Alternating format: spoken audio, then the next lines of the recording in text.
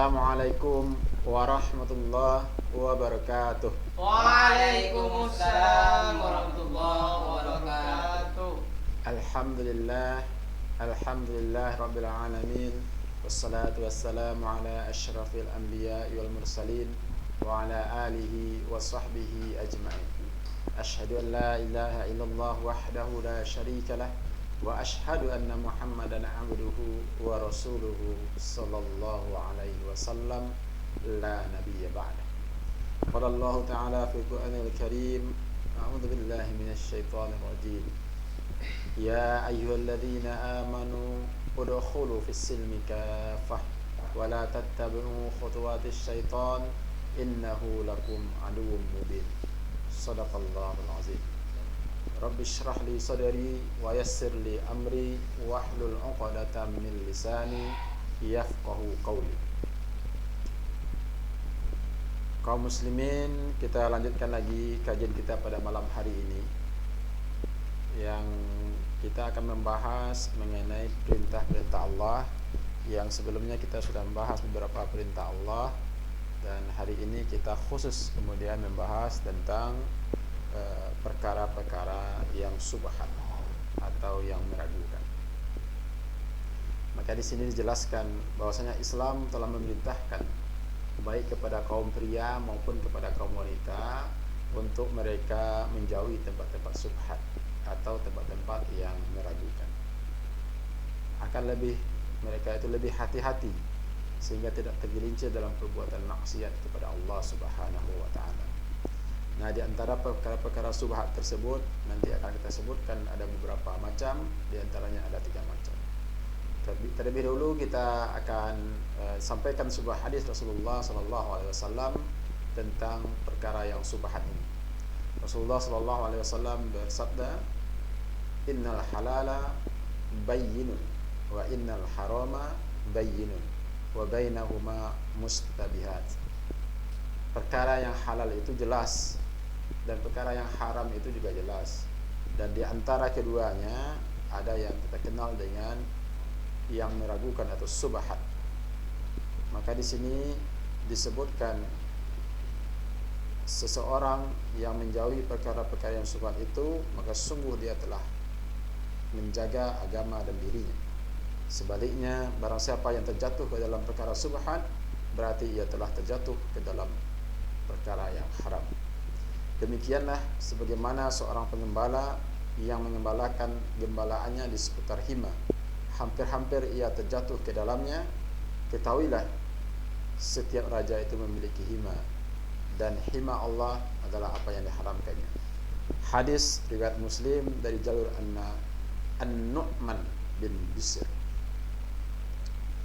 Kaum muslimin muslimat rahimakumullah, maka dari sini kita ambil perkara subhat itu ada 3 keadaan.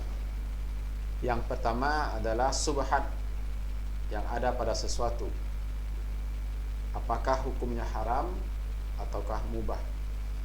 Maka subhat tentang segala perbuatan, apakah hukumnya wajib, haram, makruh, sunnah ataupun mubah.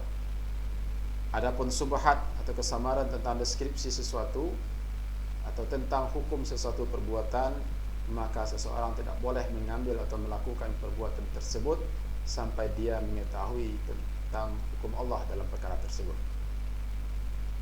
Maka dengan begitu seorang muslim akan mengambil dan melaksanakan semua perkara yang mereka telah meyakini kehalalannya, atau mereka telah meyakini bahwa hukum Allah terhadap perkara tersebut, barulah mereka kemudian melaksanakannya. Apakah perkara tersebut mereka ketahui melalui hukum Allah dengan dugaan yang kuat, maka dia akan melaksanakannya, dan dia akan meninggalkannya ketika dia masih ragu akan perkara tersebut, apakah hukum Allah di sana haram, mubah, sunnah ataupun halal. Maka seseorang tersebut untuk mengetahui hukum Allah, maka mereka bisa mengetahuinya dari seorang mustahid. Jadi hasil istihad dari seorang mustahid, maka itulah yang kemudian dia ambil dan itulah yang kemudian dia laksanakan. atau kemudian dia mengetahui hukum Allah dalam perkara tersebut dengan mengetahui dari seseorang yang muqallid atau yang amni sekalipun, selama dengan catatan penting bahwa dia mengetahui ketakwaan seseorang tersebut bukan dari segi keilmuannya secara mutlak. Jadi dari segi ketakwaan seseorang, dia mengetahui hukum Allah tentang perkara tersebut, maka dia laksanakan, tapi bukan dari semata-mata dari keilmuan seseorang tersebut, tapi dari ketakwaannya. Itu yang pertama dari segi perkara yang subhat. Dan berikutnya yang kedua adalah seseorang yang ragu-ragu terjatuh dalam perkara yang haram dari perbuatannya yang mubah karena begitu dekatnya perbuatan tersebut dengan perkara-perkara yang diharamkan oleh Allah Subhanahu wa taala. Ya, kalau kita ambil contohnya misalnya seseorang yang kemudian menyimpan uangnya di bank konvensional atau bank yang menerapkan sistem ribawi, atau seseorang yang kemudian dia menjual anggurnya kepada seorang pengusaha yang mempunyai pabrik khamar sehingga dia ragu dalam hal tersebut, atau kemudian seseorang yang mengajar perempuan baik itu mingguan, harian ataupun bulanan, maka itu semua adalah mengandung perkara-perkara yang sebenarnya itu adalah mubah tapi mengandung perkara-perkara yang subhat. Maka pilihan yang terbaik dalam masalah tersebut adalah dia meninggalkan perkara-perkara tadi, sehingga dia memelihara dirinya atas dorongan sifat waraknya kepada Allah Subhanahu wa taala. Ya, kalau kita mengambil contoh sebagaimana seseorang yang menyimpan uangnya di bank konvensional atau bank yang menerapkan sistem ribawi, maka ketika dia meninggalkan perkara tersebut, tidak menabungkan uangnya, tidak menyimpan uangnya di bank tersebut, maka dia telah terjauhi dari sifat yang melaksanakan perkara-perkara yang subhat tadi, atau dia telah menjauhi perkara-perkara subhat dari dirinya. Sekalipun di bank konvensional tersebut dia tidak memasukkan catatan ribanya ke dalam tabungannya, maka itu semua dia lakukan dengan tidak menabung di sana atau tidak menyimpan uangnya di sana untuk menghilangkan perkara-perkara yang subhat. Dan yang terakhir, yang ketiga adalah apa yang terdapat pada masyarakat ketika mereka telah merancukan perbuatan mubah, kemudian mereka rancukan sebagai perbuatan yang haram. Akhirnya seseorang menjauhi perbuatan yang haram tadi karena takutnya masyarakat tadi menganggap dia telah melaksanakan perbuatan yang haram, maka dia kemudian meninggalkan perkara yang sebenarnya adalah mubah tadi.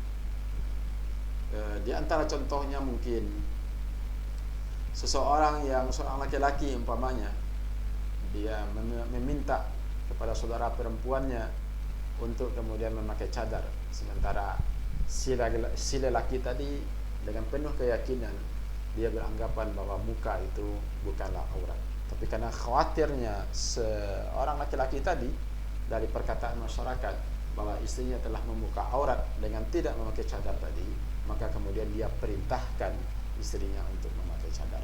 Nah, inilah contohnya perbuatan-perbuatan tersebut, yang itu adalah perbuatan-perbuatan yang subah. Atau seorang yang kemudian menjauhi, melewati satu lokasi, satu tempat yang di sana terkandung perbuatan-perbuatan yang bejat atau perbuatan-perbuatan yang rusak, karena dia khawatir kalau dia lewat di sana maka masyarakat akan membicarakan dia bahwa dia telah melakukan perbuatan yang subhat atau perbuatan dosa, perbuatan yang haram maksudnya. Maka dalam konteks jenis yang ketiga ini terdapat dua aspek. Yang pertama adalah sesuatu yang dirancukan oleh masyarakat sebagai sesuatu yang haram dan makruh, nyatanya secara syar'i memang haram atau makruh. Dan seseorang melakukan suatu perbuatan yang mubah, lalu dari hal itu orang-orang memahaminya bahwa seseorang itu telah melakukan perbuatan yang terlarang. Maka dalam keadaan seperti ini yang perlu kita jelaskan pada masyarakat tadi, jadi kita tetap mengambil perbuatan yang mubah tadi, tapi sekaligus juga menjelaskan kepada masyarakat yang kemudian menganggap bahwa kita telah melaksanakan perbuatan yang haram. Sebagaimana yang dicontohkan oleh Rasulullah sallallahu alaihi wasallam. Ini dari sebuah hadis yang diriwayatkan dari Ali ibnu Usaid. Dia menuturkan yang cukup panjang ya, bahwasanya Sofiyah binti Huyai. Sofiyah binti Huyai ini adalah istri Rasulullah sallallahu alaihi wasallam. Telah memberitahu kepadanya bahwa ia telah mendatangi Rasulullah sallallahu alaihi wasallam untuk mengunjungi beliau, sementara Rasulullah sallallahu alaihi wasallam sedang melaksanakan iktikaf di masjid pada 10 malam terakhir dari bulan suci Ramadan. Maka Sofiyah lantas bercakap-cakap dengan Rasulullah sallallahu alaihi wasallam beberapa saat pada waktu Isya. Setelah itu Sofiyah berdiri dan Rasulullah pun berdiri untuk mengantarkannya. Hingga saat sampai di pintu masjid yang dekat dengan tempat tinggal Ummu Salamah, istri Rasulullah juga, dua orang dari kalangan Ansar berlalu dekat mereka. Kedua orang itu pun mengucapkan salam kepada Nabi sallallahu alaihi wasallam. Mereka kemudian bergegas pergi. Maka Rasulullah sallallahu alaihi wasallam berseru kepada keduanya, pelan-pelan saja wahai saudara, atau pelan-pelan saja, sesungguhnya ini adalah Sofiyah binti Huyai. Maka kedua orang itu pun berkata, Maha suci Allah, subhanallah, duhai Rasulullah. Apa yang dikatakan oleh Nabi sallallahu alaihi wasallam telah membuat keduanya merasa berdosa. Nabi sallallahu alaihi wasallam pun bersabda, sesungguhnya setan menggoda anak Adam melalui peredaran darahnya, dan aku khawatir, kata Rasulullah, setan akan menyusupkan prasangka buruk ke dalam hati kalian berdua. Hadis muttafaq alaih. Intinya adalah bahwa Rasulullah berusaha menghilangkan subhat yang ada pada diri dua orang sahabat Ansar tadi. Sekalipun yang namanya subhat itu tidak pernah ada pada diri Rasulullah sallallahu alaihi wasallam. Jadi Rasulullah sampaikan kepada dua orang sahabat tadi bahwa ini adalah Sofiyah, istri dari Rasulullah sallallahu alaihi wasallam. Sehingga dua orang sahabat Ansar yang lewat tadi akhirnya tersadar bahwa itu adalah Sofiyah. Sehingga sahabat Ansar tadi berkata, subhanallah, maha suci Allah. Itu dalam aspek yang pertama dari perkara yang subhat, yang menurut masyarakat itu adalah perkara yang haram, sementara bagi pelaksananya itu bukan perkara yang jelas hukum Allah, sehingga dia menjelaskan kepada masyarakat bahwa itu adalah istri dari Rasulullah SAW. Yang kedua adalah apa yang dirancukan oleh masyarakat dan dianggap sebagai sesuatu yang terlarang, pada hakikatnya tidak terlarang. Tetapi karena khawatir masyarakat akan mengatakan bahwa ia telah melaksanakan perbuatan yang dilarang, akhirnya seorang menjauhi perkara tersebut karena khawatir terhadap komentar masyarakat. Maka hal inilah yang kemudian ditegur oleh Allah Subhanahu wa taala. Rasulullah sallallahu alaihi wasallam ditegur dalam surah Al-Ahzab, surat yang ke-33 ayat 37. Allah Subhanahu wa taala berfirman, A'udzubillahi minasyaitonir rajim. Wa takhshan nasa wallahu ahaqqu an takhshahu. Dan kamu takut kepada manusia, sedang Allah lah yang lebih berhak untuk kamu takuti. Sehingga dengan sabda Allah, dengan firman Allah tadi, Rasulullah